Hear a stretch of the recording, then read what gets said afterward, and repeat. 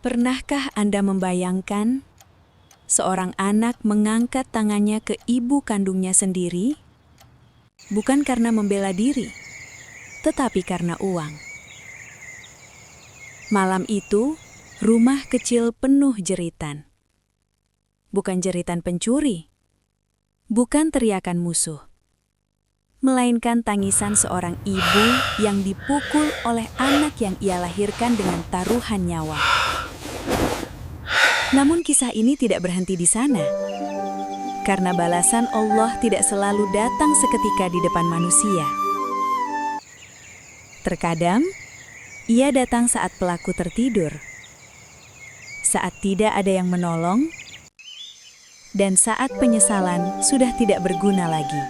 Assalamualaikum warahmatullahi wabarakatuh. Selamat datang di channel ini, sebuah ruang untuk kita merenung, bukan sekedar menonton.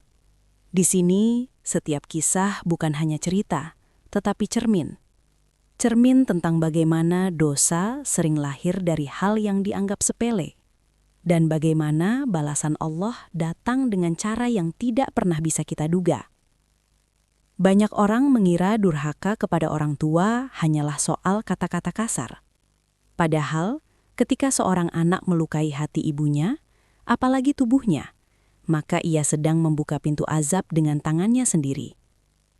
Kisah yang akan Anda dengar hari ini bukan untuk menakut-nakuti, tetapi untuk membangunkan, agar kita tidak mengulangi kesalahan yang sama atau menyesal ketika semuanya sudah terlambat.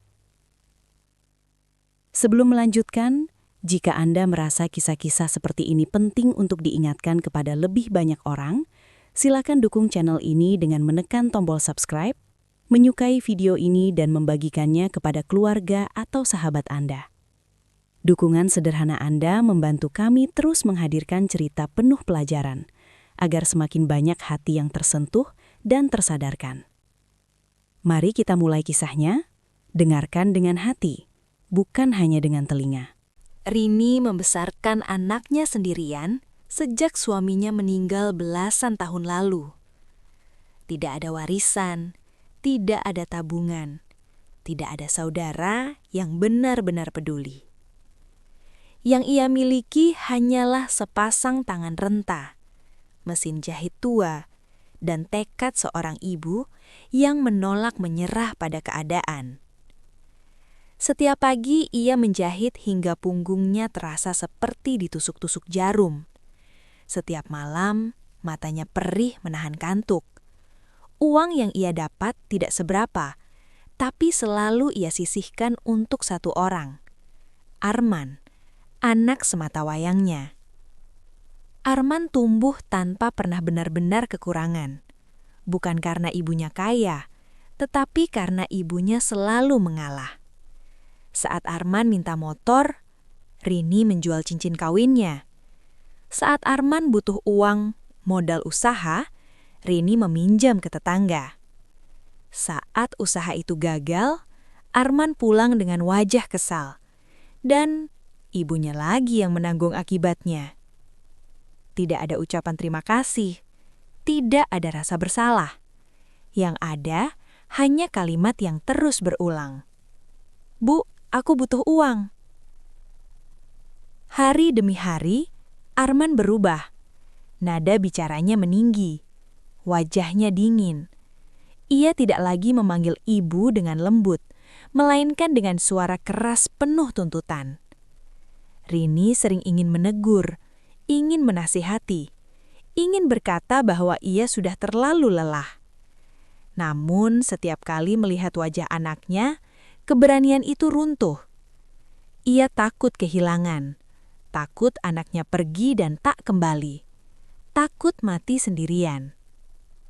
Padahal tanpa disadari, ia sudah kehilangan satu hal yang lebih berharga, rasa hormat dari anaknya sendiri. Arman tidak lagi melihat ibunya sebagai orang tua, melainkan sebagai dompet hidup yang boleh dibuka kapan saja. Dan Rini masih saja meyakinkan dirinya, "Tidak apa-apa, dia anakku. Mungkin besok dia berubah." Ia tidak tahu bahwa malam terburuk dalam hidupnya sudah semakin dekat. Hujan turun rintik malam itu menambah dingin di rumah sempit yang lampunya temaram. Rini baru saja selesai sholat Isya. Punggungnya nyeri, lututnya gemetar. Ia duduk di tepi ranjang sambil menghitung sisa uang di kaleng kecil, hasil jahitan seminggu penuh. Tidak banyak, bahkan tidak cukup untuk kebutuhan bulan depan. Pintu depan tiba-tiba dibuka keras. Arman masuk tanpa salam. Bajunya kusut, matanya merah, nafasnya berat. Bau alkohol menyengat, membuat dada Rini sesak. Ia tahu, setiap kali Arman pulang dalam keadaan seperti ini, tidak pernah ada kabar baik. "Bu, mana uang?" Suara Arman datar, tapi penuh tekanan. Rini menelan ludah. Tangannya bergetar memegang kaleng itu. "Uang apa, Nak? Ibu sudah tidak punya. Ini pun untuk makan." Belum selesai kalimat itu, kursi ditendang. Suara benturannya membuat Rini terlonjak. "Jangan bohong," bentak Arman. "Ibu selalu bilang begitu." Rini berdiri, mencoba mendekat. Suaranya lirih memohon. "Arman, ibu capek. Ibu tua. Jangan teriak." Kalimat itu tidak melunakkan apapun. Justru menyulit api. Tamparan pertama datang cepat. Rini terhuyung. Keseimbangannya hilang. Tubuhnya jatuh ke lantai. Sakit menjalar dari pipi ke kepala. Ia mencoba bangkit, tapi tangannya lemah. Tamparan kedua menyusul. Kepalanya terbentur lantai. Pandangannya gelap sesaat. "Ibu ini bikin aku susah," teriak Arman. Tangis Rini pecah. Bukan hanya karena sakit, tetapi karena satu kesadaran yang menghancurkan. Anak yang dulu ia gendong, kini tidak lagi melihatnya sebagai ibu. Dengan sisa tenaga, Rini merangkak. Namun Arman sudah mengambil kaleng uang itu. Dibukanya, lalu uang terakhir yang tersisa ia masukkan ke celana panjang. Tanpa menoleh, tanpa rasa bersalah. Pintu ditutup keras. Langkah kaki menjauh. Dan Rini tertinggal sendirian di lantai dingin. Dengan pipi bengkak, kepala nyeri, dan hati yang hancur. Malam itu bukan hanya tubuh Rini yang terluka. Batas dosa telah dilanggar. Rumah itu kembali sunyi. Bukan sunyi yang menenangkan, melainkan sunyi yang terasa menekan dada. Rini masih terbaring di lantai. Butuh waktu lama sebelum ia mampu menggerakkan tubuhnya. Setiap tarikan nafas terasa nyeri. Pipi kirinya panas dan berdenyut. Kepalanya berat, namun rasa sakit itu kalah oleh satu hal yang lebih menusuk. Kehancuran di dalam hati. Ia bangkit perlahan. Berpegangan pada dinding, darah tipis mengalir dari sudut bibirnya. Di depan cermin kusam, ia melihat wajahnya sendiri. Wajah seorang ibu yang dipukul anaknya sendiri. Tangannya gemetar. Air mata jatuh tanpa suara. Namun Rini tidak menjerit. Tidak memanggil tetangga. Tidak mengambil ponsel untuk melapor. Ia berjalan tertatih ke arah sajadah. Dibentangkannya dengan tangan yang masih bergetar. Ia berdiri. Lalu jatuh bersujud. Tangisnya pecah. Bukan tangis keras, melainkan isak yang tertahan. Seolah ia takut Allah pun akan terluka mendengarnya.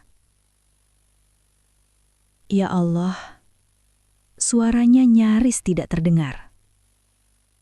Jika aku pernah salah mendidiknya, ampuni aku.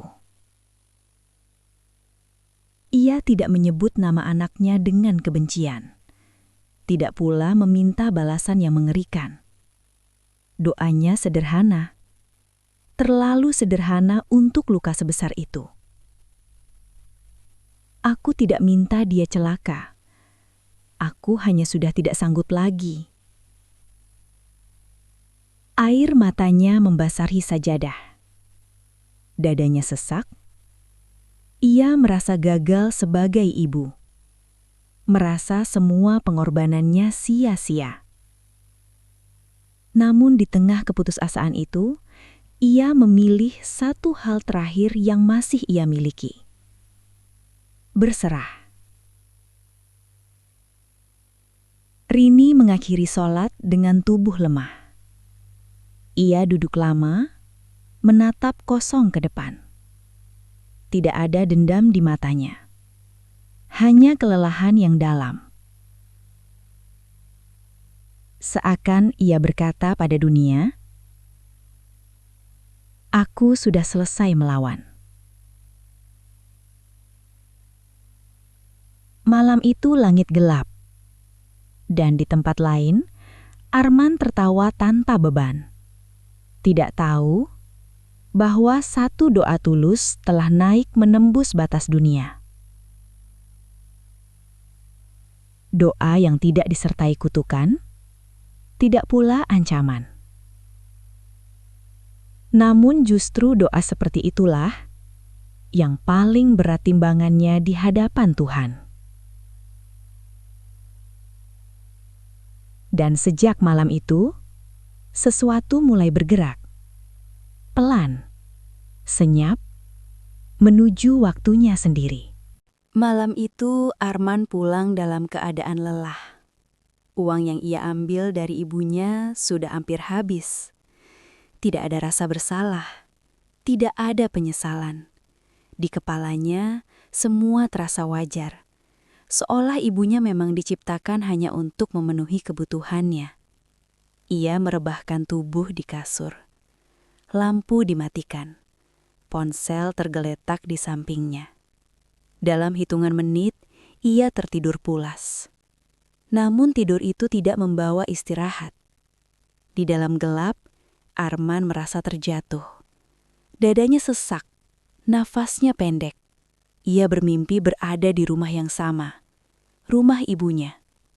Lantainya dingin. Lampunya redup. Di sudut ruangan, ia melihat sosok Rini. Ibunya berdiri dengan wajah pucat. Pipi lebam. Darah mengering di sudut bibir. Matanya menatap Arman tanpa amarah, tanpa tangis. Tatapan orang yang telah terlalu lelah untuk berharap. "Ibu," Arman mencoba mendekat. Namun langkahnya terasa berat, seolah kakinya tertanam di lantai. Tiba-tiba ruangan menyempit, dinding mendekat. Nafasnya semakin sesak. Ia ingin berteriak, tetapi suaranya tidak keluar. Jantungnya berdegup liar. Keringat dingin mengalir deras. Ia terbangun dengan jeritan. Namun tubuhnya tidak bergerak. Tangannya kaku. Kakinya mati rasa. Separuh wajahnya terasa kebas. Mulutnya miring. Kata-kata tidak bisa keluar dengan jelas. Panik menyergap lebih kuat dari rasa sakit apapun yang pernah ia rasakan. Di ranjang rumah sakit, dengan separuh tubuh tak lagi patuh, Arman menatap langit-langit kosong. Untuk pertama kalinya dalam hidupnya, ia merasa kecil, tak berdaya, tak berani memanggil nama ibunya. Karena kini ia mengerti satu hal yang menakutkan. Balasan bisa datang tanpa suara, tanpa saksi, dan tanpa kesempatan mengulang waktu. Waktu berjalan lambat sejak malam itu. Hari-hari Arman kini dihabiskan di atas ranjang. Separuh tubuhnya lumpuh. Tangan yang dulu ringan memukul, kini bahkan tak mampu menggenggam segelas air. Lidah yang dulu lancar membentak, kini keluh saat menyusun kata. Setiap pagi perawat datang membantu. Setiap malam kesunyian kembali menghantam. Yang paling menyiksa bukan rasa sakit di tubuhnya, melainkan ingatan. Ia mengingat wajah ibunya saat terjatuh. Ia mengingat suara benturan kepala ke lantai. Ia mengingat kalimat terakhir ibunya malam itu. Bukan teriakan, bukan sumpah serapah, melainkan permohonan yang ia abaikan. Beberapa minggu kemudian, Rini datang menjenguk. Langkahnya pelan. Tubuhnya semakin kurus. Wajahnya masih menyimpan bekas lebam yang mulai memudar. Arman melihatnya dan air mata langsung mengalir. Dadanya berguncang. Nafasnya tersengal. Ia ingin bangun. Ia ingin bersujud. Ia ingin mencium kaki ibunya. Namun tubuhnya tidak bergerak. "Ibu," ucapnya terbatah. Satu kata yang dulu mudah diucapkan, kini terasa lebih berat dari apapun. Rini mendekat, duduk di sisi ranjang. Ia tidak menangis, tidak memarahi. Tangannya yang rentah hanya menyentuh tangan Arman dengan lembut. "Sudahlah, Nak," katanya lirih. "Ibu sudah ikhlas." Kalimat itu menghancurkan sisa kekuatan Arman. Karena ia sadar, ampunan ibu memang luas, tetapi waktu tidak bisa diputar ulang. Sejak hari itu, Arman hidup dengan tubuh yang rusak dan hati yang penuh penyesalan. Setiap sholat, ia menangis. Setiap malam, ia terbangun oleh mimpi yang sama. Ia tidak tahu apakah ini hukuman atau justru peringatan terakhir sebelum segalanya benar-benar berakhir. Namun satu hal pasti, durhaka tidak selalu dibalas dengan kematian. Kadang dibalas dengan kehidupan yang dipenuhi penyesalan. Dan itulah balasan yang paling berat bagi seseorang yang terlambat menyadari betapa berharganya seorang ibu. Kisah ini bukan sekedar cerita tentang seorang anak dan ibunya. Ini adalah peringatan. Peringatan bahwa doa orang tua, terutama doa seorang ibu, bukan hal kecil yang bisa diabaikan. Ia bisa menjadi pelindung, tetapi juga bisa menjadi penyerahan penuh kepada keadilan Allah ketika kesabaran telah habis. Selama ibu masih hidup, pintu ampunan masih terbuka. Selama ia masih bisa kita temui, masih ada kesempatan untuk memperbaiki diri. Jangan menunggu tubuh terbaring lemah. Jangan menunggu kehilangan segalanya, baru menyadari bahwa satu tamparan kepada ibu bisa berbuah penyesalan seumur hidup. Jika kisah ini menyentuh hati Anda, jadikan ia pengingat untuk bersikap lebih lembut kepada orang tua. Ucapkan terima kasih, rendahkan suara. Dan jika Anda pernah menyakiti mereka, segeralah meminta maaf sebelum waktu menutup kesempatan itu. Terima kasih telah menyimak kisah ini hingga akhir. Semoga Allah menjaga hati kita dari dosa durhaka. Sampai jumpa di video berikutnya.